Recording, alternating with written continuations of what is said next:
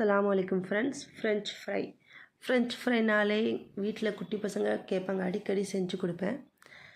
நான் வந்து 2 பெரிய உருளைக்கிழங்க இந்த மாதிரி ஷேப்புக்கு கட் பண்ணி நல்லா வேக வச்சுட்டேங்க. ஒரு 20-25 மினிட்ஸ்க்கு நான் நல்லா வேக வச்சுட்டேன்.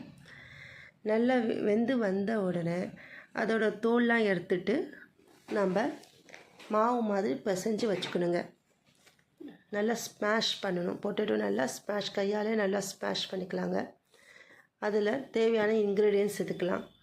1/2 teaspoon turmeric, 1 table spoon pepper powder, next 1/2 table spoon salt எல்லாம் சேர்த்து நல்லா மிக்சிங் பண்ணிக்கலாங்க.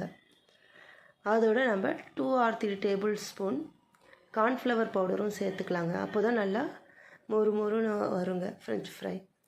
எல்லாம் நல்லா மிக்சிங் பண்ணிவிட்டு எல்லா மசாலாவும் நல்லா அந்த பொட்டேட்டோ ஸ்மாஷில் நல்லா மிக்சிங் ஆகணுங்க.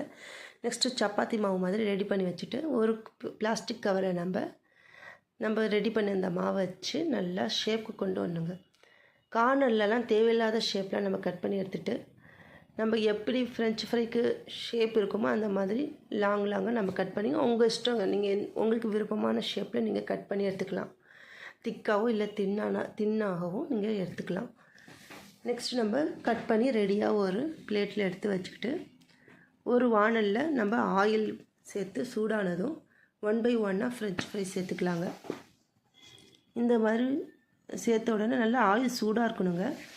ஃபஸ்ட்டு நம்ம வந்து சின்ன ஸ்பூனால் லைட்டாக அது வந்து தனித்தனியாக நம்ம கிளறி விடணுங்க. அப்போ தான் நல்லா ஸ்ட்ராங்காக பிடிக்கும்.